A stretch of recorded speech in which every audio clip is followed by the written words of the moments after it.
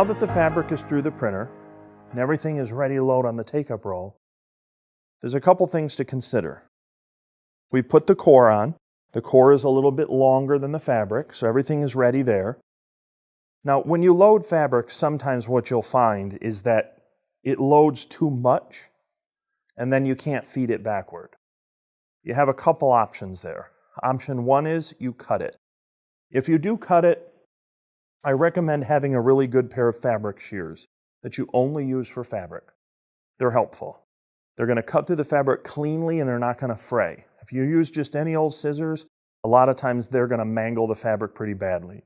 So buy a good pair of fabric scissors and use those exclusively for the fabric. That's my recommendation. You can cut it, and cutting it's going to have some waste. The machine's not going to let you roll any backward. Sorry, it just happens that way. However, what I'll do sometimes is I'll lift the lever and I'll kind of slide it back and pull it and slide it back and pull it, and basically I'll rewind it on the roll kind of manually.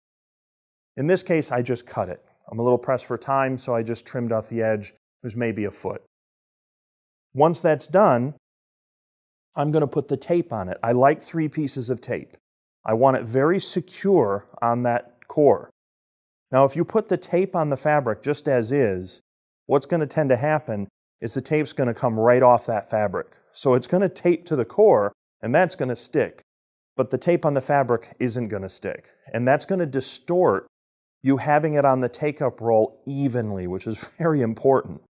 So what I recommend is just take a household stapler, go to the edge here, slide it into there, and go chunk. So now you're putting staples on the tape to the fabric. That's going to hold this tape on the fabric, and it's going to allow you to put some tension on it, and it won't pull off the fabric. This is sort of an old trick. So you're going to put some staples. I usually put 2 on each of the pieces of tape.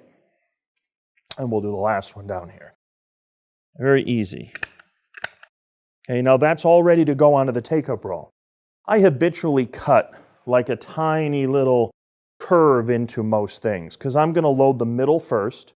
That's going to be a little longer, and then I'm going to load the edges. Now when I load them onto the core, first I put the middle on and get that nice and right. And then I take the ones in the edges and ever so gently I pull it out a little bit. So what I'm doing is the center and then pulling them out. Not much. You're just putting a tiny little bit of pull off to the right on that side and off to the left on this so that it kind of gives it a nice even tension all the way through.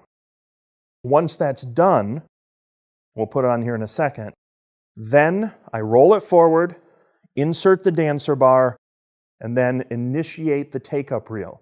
I want to tell it that the take-up reel is on because that way it's going to re-engage the OMOS to measure the step alignment and recalculate the step alignment with the material having some tension applied.